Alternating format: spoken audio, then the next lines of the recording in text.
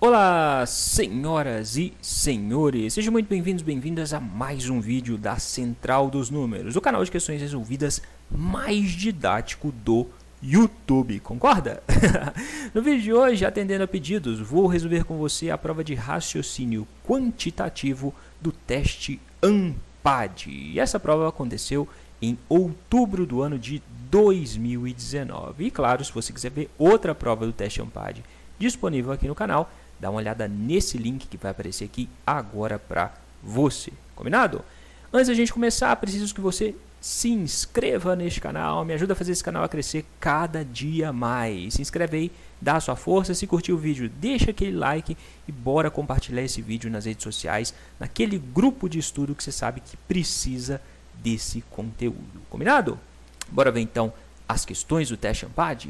Vem comigo, essa primeira questão dizia: um conjunto A apresenta um total de 7 elementos diferentes. Quantos são os subconjuntos de A com pelo menos 2 elementos, com no mínimo 2 elementos? Então, a gente tem que subdividir esses 7 elementos de 2 em 2, de 3 em 3, de 4 em 4, 5 em 5, 6 em 6 e de 7 em 7, sendo que a ordem não é importante. Quando a gente tem que dividir um determinado número de elementos em pequenos grupos e a ordem não é importante, a gente usa os conceitos de combinação. Então, a gente vai fazer a combinação dos 7 elementos de 2 em 2, de 3 em 3, até chegar em 7 em 7. Combinação de n elementos organizados de p em p é n fatorial dividido por n menos p fatorial vezes p fatorial. Guardou? Então, a gente vai ter 7 fatorial dividido por 7 menos 2 fatorial vezes 2 fatorial. O fatorial de um número é esse número vezes o antecessor dele. 7 vezes 6 vezes 5, parei no 5 fatorial. Por quê?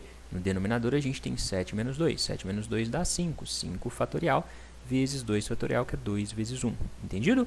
Então, eu posso simplificar esse 5 fatorial com esse 5 fatorial. Esse 6 dividido por 2 vai dar 3. 3 vezes 7, 21. Já descobrimos quantos grupos de 2 podem existir. Grupos de 3, combinação de 7 elementos organizados de 3 em 3. Então, a gente vai ter 7 fatorial dividido por 7 menos 3 fatorial vezes 3 fatorial. Então, a gente vai ter 7 vezes 6 vezes 5 vezes 4 fatorial dividido por 4 fatorial vezes 3 vezes 2 vezes 1. Simplifica de novo esse 4 fatorial com esse 4 fatorial.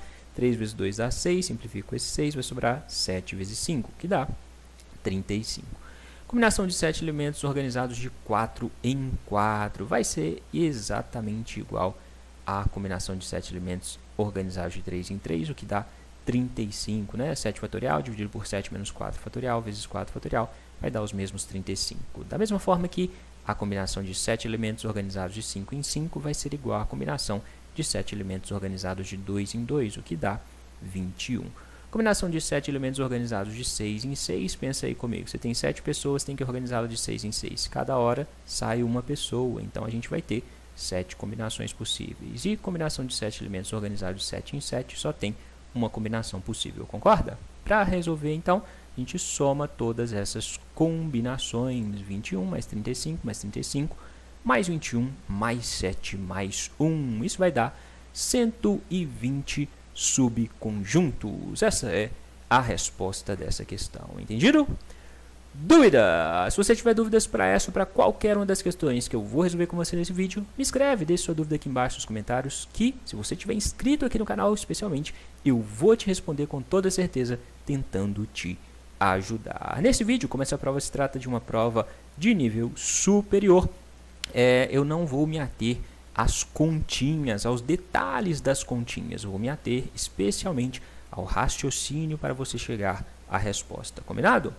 Bora ver a questão 19. Vamos lá? Uma matriz A 5 por 5 possui determinante igual a 0. Se cada linha dessa matriz for multiplicada por uma mesma constante k maior que 1, então qual será o determinante da nova matriz obtida? Uma questão totalmente teórica. Ela queria que você soubesse uma das propriedades de determinante. Sabe as propriedades de determinante? Se não sabe, dá um Google aí. Propriedades dos determinantes. Entre as propriedades dos determinantes, você vai descobrir que, ao multiplicarmos todos os elementos de uma linha ou de uma coluna de uma matriz por um número k, o seu determinante fica multiplicado por k.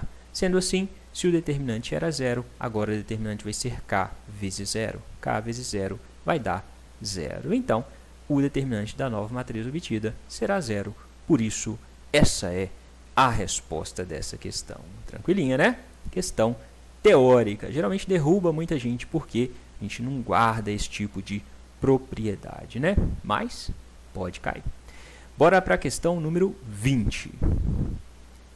Dois números inteiros positivos e primos foram escolhidos ao acaso. Sabendo que a soma dos números escolhidos é igual a 36, então qual é a probabilidade de o produto dos dois números ser menor que 300? A gente tem então dois números primos x e y, sendo que a soma deles vai dar no máximo 36. Então, esses números primos têm que ser menores que 36, concorda? Se a soma dos dois tem que dar 36, o máximo que eles podem ser é 36. Então, quais números primos existem até o 36? 2, 3, 5, 7, 11, 13, 17, 19, 23, 29 e 31. O problema diz para a gente que x mais y, né? Se a gente tem 2x e y, x mais y dá 36. Isolando o y, y vai ser igual a 36 menos x. Então, a gente vai propor condições para valores de x, sendo x um desses números primos, ver se o y vai ser também um número primo. Vamos fazer isso? Se x for 2, y vai ser 36 menos 2, que é 34. 34 não é primo, então essa condição não existe. Se x for 3, que é o outro primo, y vai ser 36 menos 3, 36 menos 3, 33, não é primo. Se x for 5, y vai ser 36 menos 5, 31, 31 é primo, então isso pode ser verdade. Se x for 7, y vai ser 29, 29 também é primo, é verdade. Se x for 11, y vai ser 25, 25 não é primo, essa possibilidade não existe. Se x for 13, y vai ser 23, 23 é primo, então isso pode acontecer.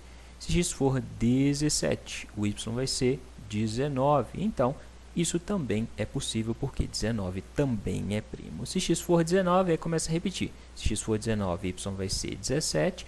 Se x for 23, y vai ser 13. Se x for 29, y vai ser 7. Se x for 31, y vai ser 5. Então, as possibilidades são x igual a 5, igual a 7, igual a 13, 17, 19, 23, 29 e 31, porque em todos esses casos o y também será primo, a gente vai ter dois números primos. Agora, multiplica esses números. 5 vezes 31, 155, porque ele quer probabilidade do produto, da multiplicação dos dois números ser menor que 300. Entendido? Então, multiplica os dois números. 5 vezes 31, 155. 7 vezes 29, 203. 13 vezes 23, 299. 17 vezes 19, 323. Aí começa a repetir, ó, 19 vezes 17, a gente já calculou, 323. 23 vezes 13, já calculou, 299. 29 vezes 7, já calculou, 203.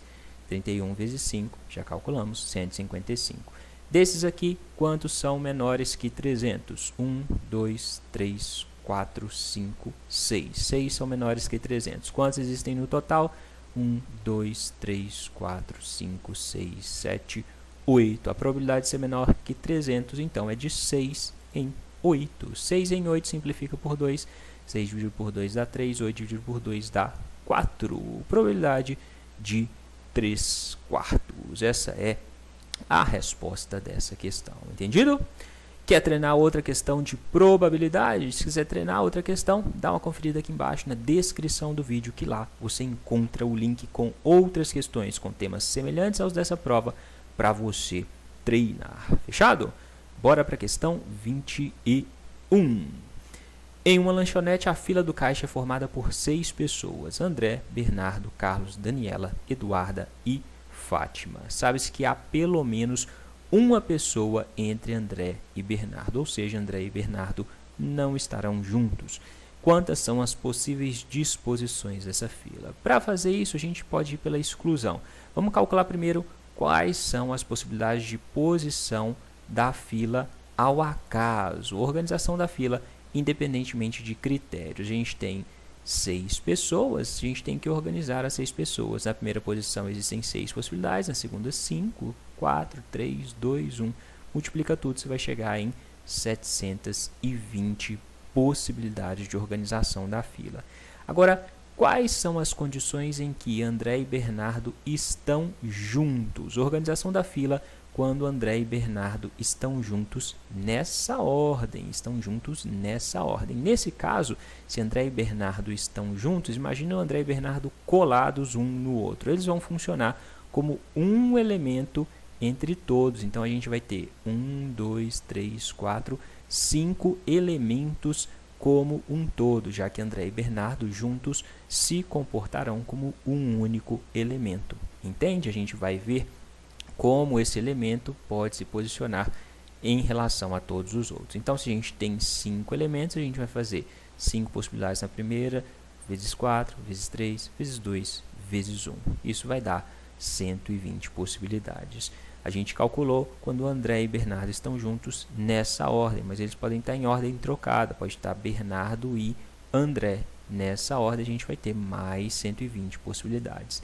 Se a gente sabe quantas possibilidades existem deles estarem juntos, a gente consegue calcular agora as possibilidades de existir pelo menos uma pessoa entre os dois. Basta a gente subtrair o total de possibilidades menos as condições em que os dois estão juntos. Concorda? Possibilidades quando há pelo menos uma pessoa entre os dois. Vai ser o total de possibilidades menos as possibilidades que o André e o Bernardo estão juntos, menos as possibilidades que Bernardo e André estão juntos. Isso vai dar 720 menos 240, 480. Essa é a resposta dessa questão.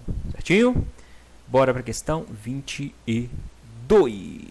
Questão de logaritmo. Determinado capital está sendo capitalizado a uma taxa de juros constante de 0,8% ao mês, sem que haja depósitos adicionais ou retiradas. Considere logaritmo de 3 na base de 10 igual a 0,48 e logaritmo de 1,008 na base de 10 igual a 0,0035. Se n indica o tempo em meses, qual é o valor mais próximo de n para o montante alcançar o triplo do capital inicialmente aplicado? Fórmula de juros compostos. O montante é igual ao capital vezes 1 mais a taxa elevado ao tempo. Ele quer saber o tempo em que o capital, em que o montante é igual ao triplo do capital. Se o capital era C, o montante vai ser 3C. Então, coloca lá, montante 3C é igual ao capital investido vezes 1 mais a taxa de juros. A taxa é 0,8%, então a gente vai fazer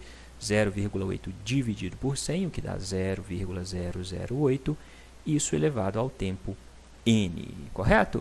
Posso dividir esse C com esse C, vai sobrar 3 igual a 1 mais 1,008 elevado a n. Se eu tenho aqui uma potência, para tirar essa potência, a gente aplica logaritmo dos dois lados. Log de 3 é igual a log de 1,008 elevado ao n. Agora, usa as propriedades de logaritmo. Logaritmo de 3 na base de 10, ele diz que é 0,48. Substitui aqui por 0,48. Se você tem logaritmo de uma potência, você pode pegar o expoente, passar para fora do logaritmo multiplicando. Então, a gente vai ficar com n vezes logaritmo de 1,008. Logaritmo de 1,008 é 0,0035. Ele falou para a gente. Então, a gente vai ter 0,48 igual a n vezes 0,035. Entendido? Para calcular o n, passa esse termo aqui grandão para o lado de cá, vai passar com a operação invertida dividindo. Como que você faz essa divisão? 0,48 dividido por 0,0035.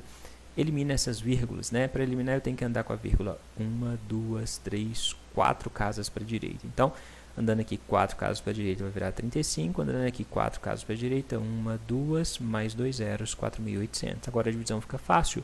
4.800 dividido por 35 vai dar 137,4 meses. Essa é a resposta dessa questão. Ele pediu um tempo aproximado, né? O valor mais próximo. Certinho? Dúvidas? Está entendendo as questões? Se estiver entendendo, lembra de deixar o joinha no vídeo. Compartilhe esse vídeo com aquela pessoa que você gosta, que você quer que seja aprovado no teste Ampad junto com você. Pode ser? Bora ver a questão 23.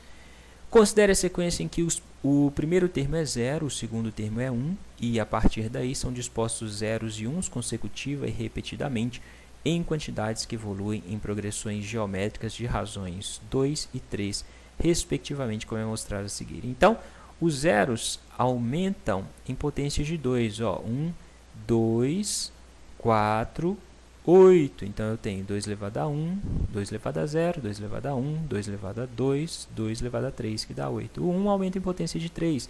3 elevado a 0, 3 elevado a 1, que dá 3 números 1. 3 elevado a 2 dá 9 números 1. 3 elevado a 3 dá 27 números 1. Ok? Até o milésimo termo dessa sequência, ele, inclusive, quantos números 1 há? Então, vamos montar essa sequência para descobrir quantos números 1 existem até o milésimo termo. Então, a nossa sequência está montada assim, ó. As potências de 2 correspondem aos zeros, as potências de 3 correspondem aos 1s. 2 elevado a 0, 1, 2 elevado a 1, 2, 2 elevado a 2, 4, 2 elevado a 3, 8, 2 elevado a 4, 16, 2 elevado a 5, 32, 2 elevado a 6, 64. Mesmo para o 3, 3 a 0 é 1, 3, 9, 27, 81, 243, 729. Se eu quero chegar no milésimo termo, eu cheguei em 729 números 1. Só 729 mais 243 mais 64 já vai dar um número próximo de 1000. Então, já podemos parar aqui. Quanto existe? Qual é a soma aqui de termos daqui até aqui, excluindo 729? Vamos somar 1, mais 1, mais 2, mais 3, mais 4, mais 9, mais 8, mais 27, mais 16, mais 81, mais 32, mais 243, mais 64. Isso vai dar 491 números, termos, certo? Ele quer que a gente chegue no milésimo termo. Então, para 1000 faltam 1000 menos 491, faltam 509 termos, sendo que esses 509 estarão dentro aqui dos 729 números 1. Entendido?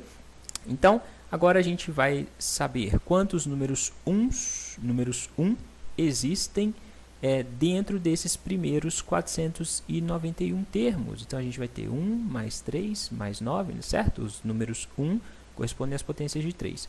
1 mais 3 mais 9 mais 27 mais 81 mais 243. Quantos 1s há até os 491 termos? Somando tudo, a gente vai chegar em 364 números 1. Faltam ainda, né? Se aqui a gente somou até aqui os 243, quando a gente tinha 491 números, vieram mais os 64 zeros. Para chegar nos 1000, faltam 509. Então, esses 509 estarão aqui dentro e a gente vai somar esses 364 números 1 mais esses 509 que faltavam, né? Esses 364 mais os 509 que faltam dão 873 números 1. Entendido? Essa é a resposta dessa questão. Então, só monta a sequência da quantidade de termos de números, levando em consideração que as potências de 2 são 0, as potências de 3 correspondem à quantidade dos números 1. Certinho? Bora para a questão 24. O financiamento da compra de certo produto de R$10.000 foi feito através do sistema de amortização constante a ser quitado em 5 meses. Se as prestações pagas ao longo dos meses forem diminuindo R$40 a cada mês, então qual foi a taxa de juros mensal do financiamento? Questão de amortização constante, já resolvi outra questão de amortização constante em outra prova do teste AMPAD. Aqui embaixo na descrição do vídeo você encontra o link de outra questão de amortização. Para resolver esse tipo de questão, você deve saber que no procedimento no sistema de amortização constante, o tamanho da parcela é igual ao valor da amortização mais os juros vezes o saldo devedor. Qual é o tamanho da amortização? A parcela fixa dentro da parcela vai ser o saldo devedor total dividido pelo número de meses que vai ser pago. Então, a gente vai fazer R$10.000 dividido por 5, isso é igual a 2.000. Esse é o chamado valor da amortização. Qual vai ser o tamanho da parcela? A primeira parcela, que eu vou chamar de X, a primeira parcela vai ser o valor fixo da amortização, 2.000, mais a taxa de juros I, que é o que a gente quer saber, vezes o saldo devedor. Se a gente está falando da primeira parcela, o saldo devedor são os próprios R$10.000. Segunda parcela, o problema disse que as parcelas vão diminuir R$40 a cada mês. Se a primeira parcela a gente disse que era X, agora vai ser X menos 40. Então, X menos 40 é igual a R$2.000, que é o valor fixo da parcela, mais os juros, vezes o saldo devedor. O saldo devedor agora é 8.000. Por quê? Começou de 10.000, mas a pessoa já pagou 2.000 na primeira parcela. 10.000 menos 2 vai dar R$8.000. Certinho? Isolando o X aqui, né? Então, X menos 40 é igual a 2.000 vezes I mais 8.000. A gente passa esse menos 40 para cá, a gente vai ficar com 2.040. Então, X é igual a 2.040 mais I vezes 8.000 é 8.000I. Se X é igual a isso aqui e X é igual a isso aqui, a gente pode igualar essas duas expressões. 2.000 mais 10.000I é igual a 2.040 mais 8.000I. Fazendo essa continha, a gente passa esse 8.000I positivo para cá negativo, esse 2.000 para cá negativo, a gente vai ficar com 2.000i é igual a 2.040 menos 2.040. Pega o 2.000 que está multiplicando, passa para cá dividindo e vai ser 40 dividido por 2.000. Se eu quero a resposta em porcentagem, eu tenho que deixar a base aqui em 100. Então, corta esse 0 com esse 0, vai sobrar 4 sobre 200, para a base virar 100, basta dividir por 2, 4 dividido por 2, 2, 200 dividido por 2, 100. Então, I é igual a 2%, né? 2 dividido por 100 é 2%, por isso, essa é a resposta dessa questão, entendido? Se quiser aprender mais sobre o sistema de amortização constante, dá uma olhada aqui embaixo no link da questão que eu vou deixar para você, que lá eu explico com um pouquinho mais de detalhes esse sistema, beleza? Bora para a questão 25. Uma editora dispõe de 500 exemplares de um mesmo livro e, se todos fossem vendidos pelo preço de tabela atual, o lucro seria de R$ 2.800. Na tabela atual, a margem de lucro da editora corresponde a 14% do valor de venda de cada livro. Na tabela, a margem de lucro corresponde a 14% do valor de venda de cada livro. Por conta de algumas parcerias comerciais, 300 livros serão vendidos com uma margem de lucro menor de 12% sobre o preço de venda, né? E os 200 livros restantes serão vendidos pelo preço de tabela. Nesse novo quadro, qual será o lucro da editora na venda dos 500 livros? Então, 500 livros vezes 14% vezes o preço de venda vai dar o lucro, concorda? O lucro é de R$ 2.800. Se 500 livros fossem vendidos com a margem de lucro de 14%, o lucro seria de R$ 2.800. Então, a gente vai multiplicar o número de livros vezes a margem de lucro. 500 livros vezes 14% vezes do preço de venda, certo? 500 livros vezes 14% do vezes o preço de venda vai ser igual a R$ 2.800. Traduzindo isso aqui em números, vai ter 500 vezes 14%, 14 dividido por 100 dá 0,14, vezes o preço de venda dá 2.800. Sendo assim, o preço de venda vai ser 2.800 dividido por 500 vezes 0,14. 500 vezes 0,14 dá 70. 2.800 dividido por 70, corta esse 0 com esse 0. 280 dividido por 70 dá 40. O preço de venda de cada um dos livros era de R$ 40, certo? Agora, 300 livros serão vendidos com a margem de 12%. Então, calcula 12% de 40, certo? Então, 200 livros vão ser vendidos com a mesma margem, 14%. Então, o lucro novo, 200 livros vezes 14% vezes R$ 40. 200 livros vezes 14%, que é a margem de lucro dos 200, vezes o preço de venda, que é R$ 14, mais 300 livros vezes 12% vezes preço de venda, que é R$ 40. 300 livros serão vendidos com margem de lucro de 12%. Então, vai ser 300 vezes 12%. 12% de quê? Do preço de venda. Fazendo essas continhas, você vai ter 1.120. Então, você tem soma e multiplicação. Resolve primeiro as multiplicações, né? 1.120 mais 1.440. Isso dá R$ 2.560. Essa é a resposta dessa questão. Entendido? Dúvidas? Se tiver dúvidas, pergunte. De novo, repetindo, como essa prova se trata de uma prova para ensino superior, eu foco aqui a te explicar o raciocínio das questões, não focar nas continhas em si. Mesmo assim, se você tiver dúvidas nessas continhas, pode me escrever, deixa a dúvida aqui embaixo nos comentários, que eu terei o prazer em te responder, tentando te ajudar. Fechado? Vamos para a questão 26. Uma função é tal que f de x mais 1 menos f de x é igual a 6x mais 4 para todo x pertencente ao conjunto dos números reais. Se f de 0 é igual a 1, então quanto vale f de menos 3? Observe, ele deu a função para a gente e ele disse que f de 0 é igual a 1. F de x mais 1 menos f de x é igual a 6x mais 4, foi o que foi dado, e ele disse que f de 0 é igual a 1. Para isso aqui dar f de 0, eu tenho que ter que x mais 1 é igual a 0. Se x mais 1 é igual a 0, x vai ser menos 1, concorda? Quando x é menos 1, como fica essa expressão? Onde tiver x, substitui por menos 1. F de menos 1 mais 1 menos f de menos 1 é igual a 6 vezes menos 1 mais 4. Menos 1 mais 1 dá 0. Então, eu tenho f de 0 é igual a f de 0 menos f de menos 1 é igual a 6 vezes menos 1 menos 6 mais 4. F de 0 a gente sabe que é 1, substitui f de 0 por 1. 1 menos f de menos 1 é igual a menos 2. Passa esse f de menos 1 para cá, esse menos 2 para cá. Menos 2 vai passar como mais 2. 1 mais 2 dá 3. 3 é igual a f de menos 1.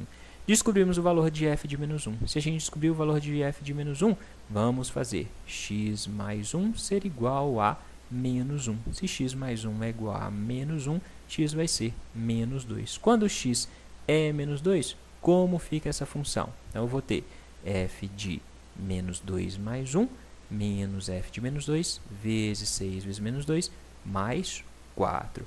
Menos 2 mais 1 dá menos 1. Então, eu vou ter f de menos 1. A gente sabe que f de menos 1 é 3. Então, substitui isso aqui, f de menos 1, por 3. 3 menos f de menos 2 é igual a 6 vezes menos 2, menos 12, mais 4. Menos 12 mais 4 dá 8. Passa esse 8 para cá, dá menos 8, né? Menos 8 passa para cá, mais 8. 3 mais 8 dá 11. Esse menos f de menos 2 passa para cá, f de menos 2. Então, a gente vai ter que f de menos 2 é igual a 11. Se a gente sabe que f de menos 2 é igual a 11, a gente pode fazer x mais 1 igual a menos 2. Se x mais 1 é igual a menos 2, x vai ser menos 3. Quando x for menos 3, como vai ficar a expressão? F de menos 3 mais 1 menos f de menos 3 é igual a 6 vezes menos 3 mais x. Onde tinha x, substituir por menos 3. Menos 3 mais 1 dá menos 2. A gente sabe que f de menos 2 é 11, então substitui por 11.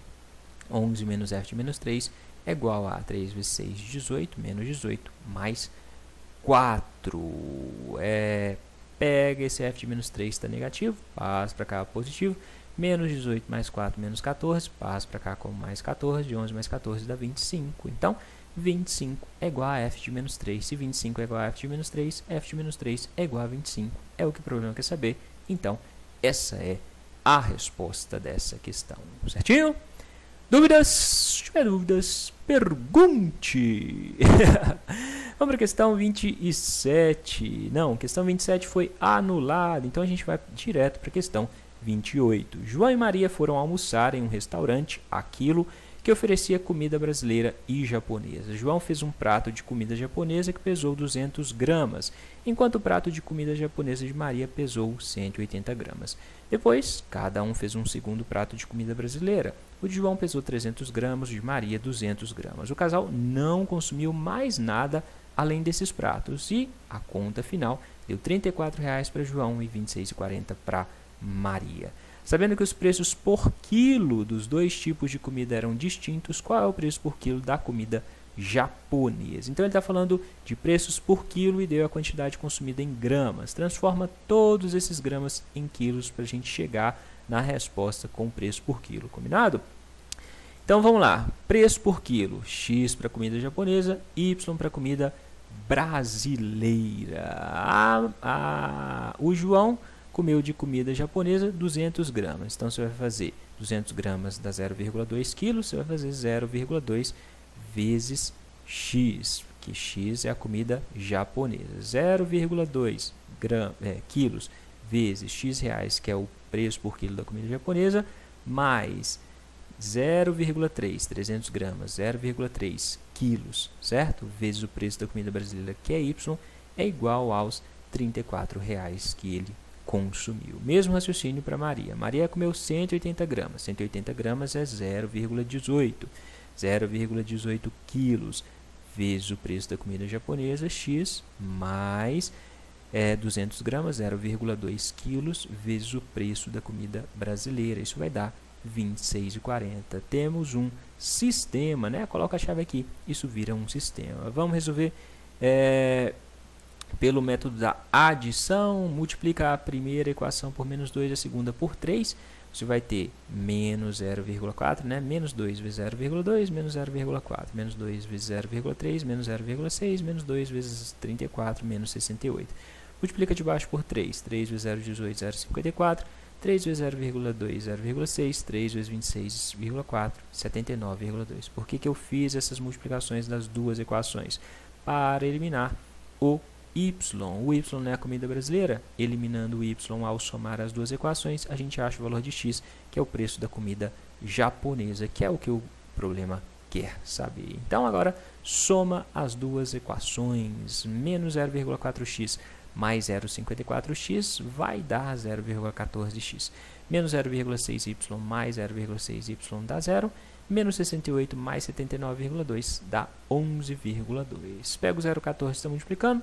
Passa para cá, dividindo, x vai ser 11,2 dividido por 0,14. Elimina as vírgulas. Então, que tem mais casas aqui é o denominador. Então, anda com a vírgula 1, 2 casas para a direita, virando 14. Aqui eu vou andar 1, 2 casas, acrescento um 0, 1.120. 1.120 dividido por 14 dá 80. R$80 é o preço por quilo da comida japonesa. Então, essa é a resposta dessa questão. Essa questão de interpretação de texto para você construir esse sistema. Questão tranquilinha, né? Tinha que ficar atento porque o peso foi dado em gramas e ele queria resposta em quilos. Então, transforme os gramas em quilo para não ter erro. Combinado? Vamos para a questão 29.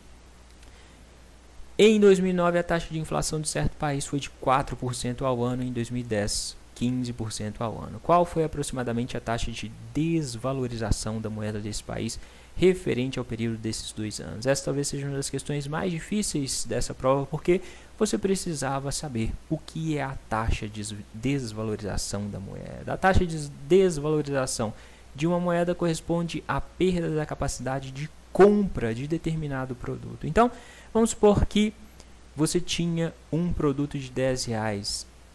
Coloquei um valor que eu quis aqui. Você poderia fazer com X, poderia fazer com outro valor que ia dar a mesma resposta, tá? Vou fazer com R$10 porque fica mais fácil de visualizar.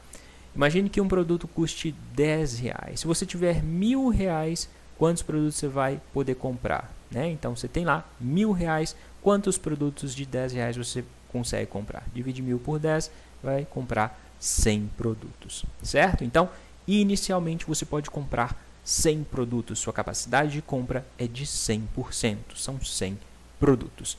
Veio a inflação comer o seu dinheiro. No primeiro ano, 4%, o produto aumentou 4%, né? A inflação foi de 4%, então o valor do produto aumentou 4%. 4% de 10 dá 0,4, ou seja, aumentou 40 centavos. Então, no fim de 2019, o produto custaria R$10 mais 40 centavos, R$10,40. Em 2010 aumentou mais 15%, só que vai ser 15% de R$10,40, certo? 15% de R$10,40 vai ser 0,15 vezes R$10,40, o que dá 1,56, aumentou R$1,56. Assim, no fim de 2010, o produto passou a custar R$10,40 mais 1,56, o que dá R$11,96. Se você continuar tendo, o seu salário não aumenta, o que aumenta são só os produtos, né? Por isso a sua capacidade de compra diminui. Então, se você continuar tendo os R$1.000, quantos produtos você consegue comprar agora? Divide R$1.000 por 11,96. No fim de 2010, você poderia comprar R$1.000 que você tem dividido pelo preço de cada produto, 11,96, isso vai dar 83,6 produtos. Sendo assim, o seu poder de compra passou de 100 produtos para 83,6. Antes você podia comprar 100, agora você pode comprar 83,6 produtos. Qual foi a desvalorização do seu salário? Você podia comprar 100%, agora pode comprar 83,6%. 100 menos 83,6 dá 16,4. Então, aproximadamente a taxa de desvalorização foi de 16%. Entendido? Dúvidas? Então, essa questão, depois que você sabe que taxa de desvalorização da moeda corresponde a quanto você perde a capacidade de comprar alguma coisa, você consegue raciocinar em cima desse problema. Fechado? Vamos para a questão número 30? Vem comigo! Em um dos setores de uma empresa, cada um dos funcionários realiza repetidamente uma única mesma tarefa, sempre em um mesmo ritmo. Sabes que 6 funcionários realizam 4 tarefas em 1 hora. Em quanto tempo 12 funcionários realizam 8 tarefas? Questão tranquilinha de regras de 3 composta. 6 funcionários realizam 4 tarefas em 1 hora. 12 funcionários realizaram 8 tarefas em X horas. Relaciona cada um dos parâmetros com o número de horas, que é o que tem a incógnita que você tem que descobrir. Se você tiver mais funcionários, você vai gastar mais ou menos horas para realizar um determinado número de tarefas. Se você tem mais funcionários, você vai gastar menos tempo para realizar um determinado número de tarefas, certo? Se você tem mais ou menos tarefas, você gasta menos tempo. Quanto menos tarefas, menos tempo você gasta. Uma vez que você determinou as setinhas, siga as setas, né? Então você vai pegar, aqui a seta vem de baixo para cima, 12 dividido por 6, né? De baixo para cima, pega o número de baixo e divide pelo de cima, 12 dividido por 6. Multiplica pelo próximo, aqui a seta vem de cima para baixo, então vai ser 4 dividido por 8. Isso vai ser igual, seta de cima para baixo, de cima dividido pelo de baixo, 1 dividido por x. Certo? Simplifica aqui, 2 dividido por 6 dá 2, 4 dividido por 4 dá 1, 8 dividido por 4 dá 2. Então, eu vou ter 2 vezes meio. Então, eu vou ter 2 dividido por 2, que dá 1. Então, x vai ser 1. 2 vezes meio, corta aqui, vai dar 1. Passa o x, está dividindo para cá, multiplicando, x vai ser igual a 1. Sendo assim, essa é a resposta dessa questão. Os 2 funcionários realizaram 8 tarefas em 1 hora, na mesma quantidade de tempo. Certinho? Dúvidas? Se tiver dúvidas, pergunte. Se quiser treinar questão de regra de 3 composta, dá uma conferida aqui embaixo, na descrição do vídeo, que tem uma questão para você treinar. Fechado? Vamos para a questão número 31. A reta R, x, y pertence com os números reais tal que y igual a 5 intersecta o gráfico da função quadrática f quando x igual a menos 3 ou x igual a 1. Se o maior valor, números reais, os pares de números reais, tá, gente? Se o maior valor que f atinge é 9, qual é o menor valor de x, tal que f de x igual a 0? Então, a gente tem duas funções, né? Uma reta e uma parábola, função quadrática, né? Se é uma função quadrática, a gente pode falar que f de x é igual a x ao quadrado mais bx mais c. E você tem a reta que intersecta essa parábola com y igual a 5. Se y é igual a 5, a gente está falando de uma função constante, uma linha reta, né, na horizontal, em que o y será sempre 5. O problema deu para a gente o maior valor de f, que é 9. Se a gente está falando de uma parábola que tem o maior valor, a gente está falando do vértice da parábola. Nesse caso, então, o y do vértice é 9. E o x do vértice? O x do vértice vai ser a média dos pontos de interseção da reta. Concorda? Se a reta é constante, se a reta está na horizontal, o ponto médio dela vai corresponder ao vértice da parábola no eixo x. Então, tira a média do ponto de interseção, né? Menos 3 e 1. Menos 3 mais 1 dá menos 2. Se a gente está falando da média, 2 termos dividido por 2, menos 2 dividido por 2 dá menos 1. A gente tem então o vértice da parábola, em que o x do vértice é menos 1, o y do vértice é 9. Então a gente tem 3 pontos aqui nessa parábola. Tem o vértice, tem os pontos menos 3 e 1, em que a reta intersecta essa parábola. Então quando o x é menos 3 e o x é 1, o y vai ser 5. Então coloca esses 3 pontos, né? X menos 1, y9, x menos 3, y5, x1, y5. Né? Substituindo esses valores de x e y nessa equação, f de x é y, né? Então eu vou ter 9 é igual a vezes x, que é menos 1 ao quadrado, menos b, ou seja, mais bx, o x é menos 1, então eu vou ficar com menos b, mais c. Na de baixo, 5 é igual a vezes menos 3 ao quadrado, menos 3b mais c. A de baixo, 5 é igual a mais b mais c. Então, substitui o x e o y pelos valores dos pontos dados. Aqui, resolvendo essa continha, menos 1 ao quadrado é 1, 1 vezes a dá a menos b mais c. Aqui embaixo, menos 3 ao quadrado dá 9, então eu vou ter 5 é igual a 9a menos 3b mais c. Observa aqui em cima, se a gente passar esse menos b para cá, a gente vai ficar com 9 mais b igual a mais c. Isolei. Aqui, então, você vai ter um sistema com 3 equações. Você pode resolver esse sistema do jeito que você achar mais fácil, tá bom? Aqui, vou fazer substituindo as expressões. Então, eu tenho 9 mais b igual a mais c.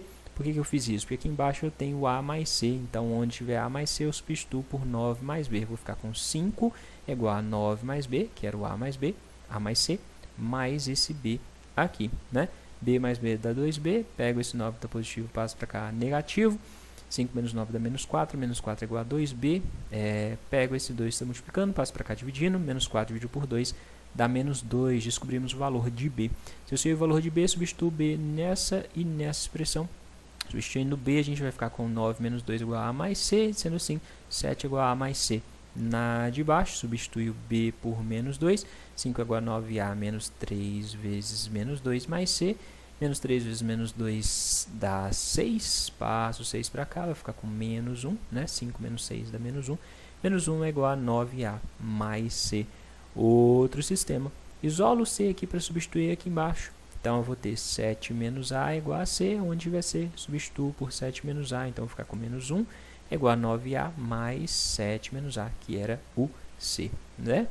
9a menos a dá 8a, e 7 está positivo, passa para cá negativo, menos 1 menos 7 dá menos 8 é igual a 8a, pego 8 multiplicando, passa para cá dividindo, menos 8 dividido por 8 dá menos 1, a é menos 1, se a é menos 1, substitui aqui para você achar o valor de c, 7 menos menos 1 é igual a c, menos menos dá mais, 7 mais 1 dá 8, então c é igual a 8, descobrimos os valores de a, de b e de c. Joga aqui na sua função, f de x vai ser menos 1 vezes x ao quadrado, né? O a não é menos 1 vezes x ao quadrado, mais bx, o b não é menos 2, então eu vou ficar com mais menos 2 vezes x, o que dá menos 2x, mais o c, que é 8. O problema é saber o menor valor de x para que f de x seja 0, ou seja, ele quer saber a menor raiz dessa função. Calcula as raízes e vê qual é a menor. X vai ser menos b, menos 2 dá mais 2, mais ou menos raiz do delta, que é b ao quadrado, menos 2 ao quadrado dá 4, menos 4 vezes a dá mais 4, 4 vezes c, que é 8, 32, então raiz de 4 mais 32, 36, raiz de 36, tudo dividido por 2a, 2 vezes menos 1 dá menos 2, raiz de 36 dá 6, então eu vou ficar com 2 mais 6 dividido por menos 2, que dá 8 dividido por menos 2 dá menos 4, 2 menos 6 dá menos 4 dividido por menos 2 dá 2. Sendo assim, a menor raiz, o menor valor de x, tal que f de x é igual a 0, é menos 4. Por isso, essa é a resposta dessa questão. Essa questão também tem um grau de dificuldade um pouco mais elevado, porque você tem duas funções, tem que perceber que a reta intersecta y em um ponto fixo, que é o ponto 5, né? O valor de y é 5, e aí o valor do x do vértice vai ser a média entre esses dois pontos em que a reta está intersectando a parábola. Ok? Vamos para a questão 32. Considere a progressão aritmética, uma progressão aritmética de 10 termos, cujo primeiro termo é a1 igual a 1. Retirando-se da referida progressão o seu último termo A10, a média aritmética dos 9 termos restantes corresponde a 90% da média aritmética dos 10 termos originais. Qual é a razão da progressão aritmética dada inicialmente? Então, aqui a gente tem uma questão que une os conceitos de progressão aritmética com os conceitos de média aritmética. Primeiro, como a gente calcula a média aritmética de uma sequência de termos? A média aritmética é calculada somando-se os termos, dividindo essa soma pelo número de termos. Então, vamos somar os termos dessa primeira progressão aritmética de 10 termos. Soma de uma progressão aritmética. Soma dos termos de uma progressão aritmética. A1 mais AN vezes N dividido por 2. A soma é igual ao primeiro termo mais o último termo vezes o número de termos dividido por 2. No nosso caso, a gente sabe que o primeiro termo é 1. Então, eu vou ter a soma é igual a A1 mais a nossa PA tem 10 termos originalmente, vezes o número de termos 10 dividido por 2. 10 dividido por 2 dá 5. O A10 vou transformar em A9 mais a razão da progressão aritmética. Já já você descobre por quê, tá bom? Você podia deixar inicialmente aqui como A10, depois você ia perceber que você ia precisar transformar em A9 mais a razão. Sei que a soma da nossa PA é isso aqui. Então, agora eu consigo calcular a média dessa PA. A média é a soma dos termos dividido pelo número de termos. Então, vai ser essa soma, 5 vezes 1 mais A9 mais R, dividido pelo número de termos, que é 10. 5 dá para simplificar aqui com 10. 5 dividido por 5 dá 1. 10 dividido por 5 dá 2. Então, a média vai ser 1 mais A9 mais R, dividido por 2. Aí, eles foram lá, tiraram um dos termos, tiraram o A10, olha, retirando-se da referida progressão o seu último termo A10, a média dos 9 termos vai ser 90%. Então, vamos por partes. Uma vez que eu tirei o último termo, qual vai ser a média aritmética dessa nova PA? A média vai ser a soma dos 9 termos, então a soma dos 9 termos de uma PA, A1 mais A9 vezes 9 dividido por 2, então a soma dos termos da nova PA dividido pelo número de termos, que é 9, certo? Essa é a nova média aritmética da PA de 9 termos. Ele disse que essa média é igual a 90% da média anterior. Então, esse valor aqui dessa média vai ser igual a 90%, 90% é 90 dividido por 100, que dá 0,9, vezes a média anterior, que é 1 mais A9 mais R, dividido por 2. Por que que eu transformei esse A10 mais A9 mais R? Então, A9 mais a razão vai ser o termo A10, certo? Por que que eu fiz isso? Porque aqui eu vou ter o A9, aí tendo A9 de um lado, A9 do outro, eu posso trabalhar com esses valores, certinho? Esse 9 posso simplificar com esse 9, não posso, esse 2 posso simplificar com esse 2, vai sobrar A1 mais A9 do lado de cá. O A1 é 1, então vou ficar com 1 mais A9 é igual a 0,9 vezes 1, 0,9, 0,9 vezes A9, 0,9 é 9, 0,9 vezes R, 0,9 R, correto? Agora, então, eu venho aqui, ó, 0,9 positivo, passa para cá, negativo. 1 menos 0,9 dá 0,1. Esse 0,9 vezes A9 também passa para cá. 1 A9 menos 0,9 A9 dá 0,1 A9. Isso vai ser igual a 0,9 R. Multiplica tudo aqui por 10 para tirar essas vírgulas, né? Então, eu vou ficar com 1 mais A9 é igual a 9R. Então, sendo assim, o termo 9 vai ser a 9R menos 1. Agora, vai lá na fórmula do termo geral da progressão aritmética, né? Termo geral da progressão aritmética. A 9 é igual a 1 mais 9 menos 1 vezes a razão. A N é igual a 1 mais N menos 1 vezes R. A gente está falando do A9, então A9 é igual a 1 mais o número de termos 9 menos 1 vezes a razão. Certinho? Então, aqui você sabe que o A9 é igual a 9R menos 1. Onde tiver A9, substitui por 9R menos 1. Então, você vai ter 9R menos 1 é igual a A1, que é 1, mais 9 menos 1 vezes R. 9 menos 1 dá 8. 8 vezes R, 8R. Pego esse 8R que está positivo, passo para cá negativo. 9R menos 8R dá 1R. Pego esse menos 1 que está negativo, passo para cá positivo. 1 mais 1 dá 2. Sendo assim, a razão da progressão aritmética é 2. Essa é a resposta dessa questão. Então, essa questão também é uma questão relativamente mais difícil, porque envolve dois conceitos diferentes: progressão aritmética e média aritmética. Quer treinar questões de média aritmética? Dá uma conferida nessa playlist que vai aparecer aqui agora para você, onde você só encontra questões envolvendo esses conceitos de média. Beleza? Vamos para a questão 33. Um grupo de 10 amigos vai jogar mímica. Para isso, devem ser formados 2 times com 3 jogadores e um time com 4. Como Fernanda e Beatriz são irmãs gêmeas e muito boas em mímica, foi estabelecido que elas não podem jogar juntas. De quantas maneiras os times podem ser formados sem que as referidas irmãs estejam no mesmo time? Então, vamos olhar as condições em que isso pode acontecer. Se a Fernanda e a Beatriz estiverem em times com 3 jogadores, tem 2 times com 3 jogadores. Vamos supor então que uma está em um time e a outra está em outro time de 3 jogadores. Fernanda mais 2 jogadores e Beatriz mais 2 jogadores em outro time. A ordem é importante aqui? Não, a ordem não é importante. Existem 10 amigos, a gente já tirou a Fernanda e a Beatriz, 10 menos 2 pessoas dá 8. Então, para essas 2 vagas aqui no time da Fernanda, eu vou combinar as 8 pessoas que sobraram nessas 2 vagas. Faz a combinação de 8 elementos organizados de 2 em 2. Por que combinação? Porque a ordem não é importante. Se eu tinha 8, já coloquei 2 aqui, vão sobrar 6 para serem combinadas aqui, certo? Então, a gente vai fazer combinação de 6 elementos organizados de 2 em 2. Entendido? Então, a gente vai ter, primeiro, combinação de 8 de 2 em 2 vezes combinação de 6 de 2 em 2. Eu vou ter 8 fatorial dividido por 8 menos 2 fatorial vezes 2 fatorial. Tudo isso vezes 6 fatorial dividido por 6 menos 2 fatorial vezes 2 fatorial. Fazendo essas continhas, né? 8 fatorial, 8 vezes 7 vezes 6 fatorial dividido por 6 fatorial vezes 2 vezes 1 vezes 6 vezes 5 vezes 4 fatorial dividido por 4 fatorial vezes 2 vezes 1. Fazendo essas continhas, você chega em 420 possibilidades de organização.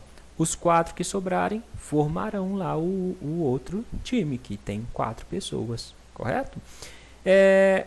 Se eu mudar a ordem aqui, continuarão existindo 420 possibilidades, né? Porque os 2 times têm 3 pessoas, então isso não faria diferença. Agora, e se uma delas estiver no time de 4? Se a Fernanda estiver no time de 4 e a Beatriz no time de 3? Fernanda no time de 4, então vão sobrar 3 vagas. Beatriz no time de 3, vão sobrar 2 vagas. Tem 10 pessoas, já tirei a Fernanda e a Beatriz, sobram 8 pessoas. Então, vou combinar 8 pessoas nessas 3 vagas. Combinação de 8 elementos organizados de 3 em 3.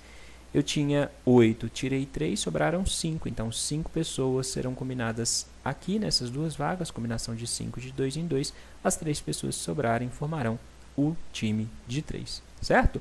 Então, eu vou ter combinação de 8 de 3 em 3 vezes combinação de 5 de 2 em 2. 8 fatorial dividido por 8 menos 3 fatorial vezes 3 fatorial vezes 5 fatorial dividido por 5 menos 2 fatorial vezes 2 fatorial. Fazendo essas continhas, 8 fatorial, 8 vezes 7 vezes 6 vezes 5 fatorial, dividido por 5 fatorial vezes 3 vezes 2 vezes 1, vezes 5 fatorial, 5 vezes 4 vezes 3 fatorial, dividido por 3 fatorial vezes 2 fatorial, 2 vezes 1, você vai chegar em 560. Só que nesse caso, se a Beatriz estiver aqui no time de 4 e a Fernanda estiver no time de 3, a gente vai ter times diferentes. Aqui a ordem não importava porque eu tinha 2 times de 3. Aqui embaixo eu vou ter um time de 4 e um time de 3, então vai ser uma organização diferente. Então eu tenho que contar aqui quando as duas inverterem, quando a Beatriz estiver no time de 4 e a Fernanda estiver num time de 3. Então vou ter que colocar mais 560 possibilidades, né? Se inverter, Beatriz no time de 4 e Fernanda no time de 3, vou ter 560 possibilidades a mais. Sendo assim, o total de possibilidades vão ser 420 mais 560 mais 560, o que dá 1540 maneiras diferentes delas se organizarem. Questão de análise combinatória. Quer treinar? Aqui embaixo tem questão para você, certinho? A questão 34 foi anulada. Sendo assim, essa é a última questão dessa prova. Se você chegou até aqui, ufa, obrigado por ter vindo até aqui comigo, né? Agora você tem a oportunidade de aprender mais. Se quiser aprender mais, dá uma conferida nesses links que eu deixei aqui para você. E se ainda não se inscreveu aqui no canal, pode se inscrever, que é de graça. Clica nessa carinha e se inscreve aí, dá a sua força, beleza? No mais, bons estudos e até a próxima!